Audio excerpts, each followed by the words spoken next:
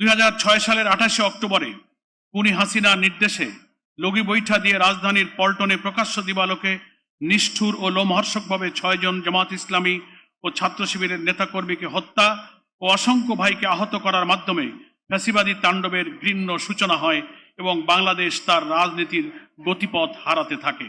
এরই ধারাবাহিকতায় বিগত 2009 সাল থেকে আওয়ামী ফ্যাসিস্ট সরকার ক্ষমতায় বসেই আধিপত্যবাদী শক্তির সেবাদাস হিসেবে এদেশের মানুষের উপরে সীমাহীন জুলুম, দুর্নীতি, লুটপাট, খুন, গুম, রাষ্ট্রযন্ত্রের সর্বনাশা দলীয়করণ, বিরোধী রাজনৈতিক দলের উপর মিথ্যা মামলা, সকল গণতান্ত্রিক ও সাংবিধানিক অধিকার তথা ভোটাধিকার হরণ করে ইতিহাসের কলঙ্কিত এক স্বৈর শাসক হিসেবে চেপে বসেছিল।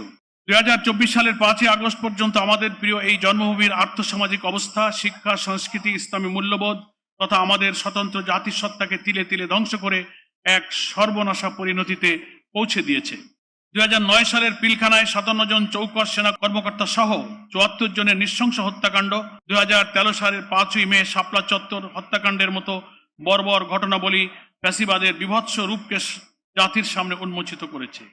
তথাকথিত মানবতা বিরোধী অপরাধের নামে সম্পূর্ণ রাজনৈতিক প্রতিহিংসা চরিতার্থ করার উদ্দেশ্যে মিথ্যা ও সাজানো ও বানোয়াট মামলায় একের পর এক জামাত ইসলামীর শীর্ষ 11 জন নেতাকে হত্যা করা হয়। হাজার হাজার আলেম ওলামা, ইসলামিক স্কলার ও লক্ষ লক্ষ নিরপরাধ মানুষকে কারাগারে আটক করা হয়, রিমান্ডে নিয়ে নিষ্ঠুর নির্যাতন করা হয় ও মিথ্যা মামলায় সাজা দেওয়া হয়। আয়নাঘর এবং ক্রসফায়ারে নিয়ে বহু মানুষকে নির্যাতন করে হত্যা করা হয়।